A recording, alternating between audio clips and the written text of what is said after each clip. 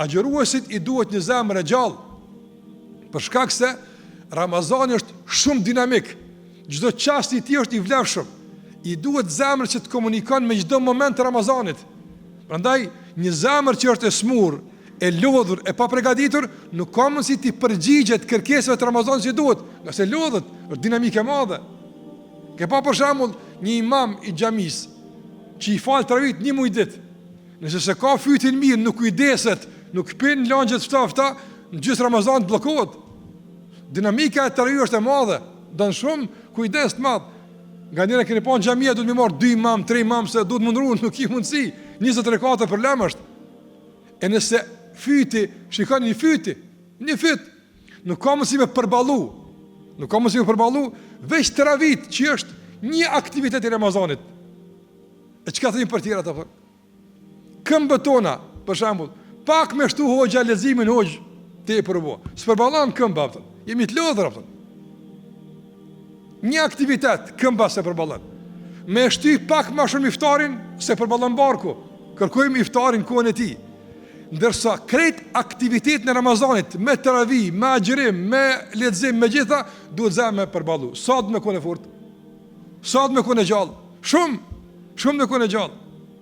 Andaj një njeri është falë, në Egjipt ka qenë një vend, e maj men, s'kam qenë atje mu falë, po e di që ka qenë një vend, ata i falnin teravit, hoxha i falte me 6 gjuza, në teravi, 5 ditë bëshin hatme, 5 ditë bëshin hatme, 6 gjuza në teravi.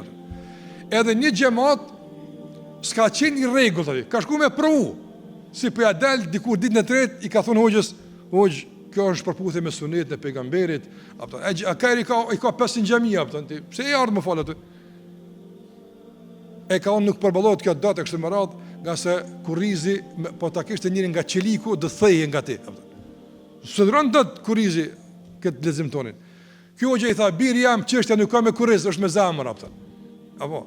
Se këtu ka njerëz të moshuar që e kanë kurizin më të lodhur se ti, po zamën e kanë të gjallë, përgjigjja e duhur, Andaj teravia nuk përballohet me këmbas me muskuj, me zemër të gjallë. Kurani, hatmia, sadakaja, gjithë aktiviteti e Ramazanit përballohet me një zemër aktive, një zemër të gjallë, një zemër që është e gatshme të përballon dinamikën e aktiviteteve të Ramazanit. Nëse është e lodhur, s'ka mundësi. Ditën e parë, dytë, ai ke pa zemrat e paprigatitura për Ramazan. Ditën e parë mbushë xhamia, ditën e tretë shkojnë të kulot. Marrin energji dhe ruhen për fundin që ta kërkojnë natën e kadrit. Domethënë kanë fillimin e ndezur edhe kanë në fund emocional. Ka që Ramazani shumë njerëz opta.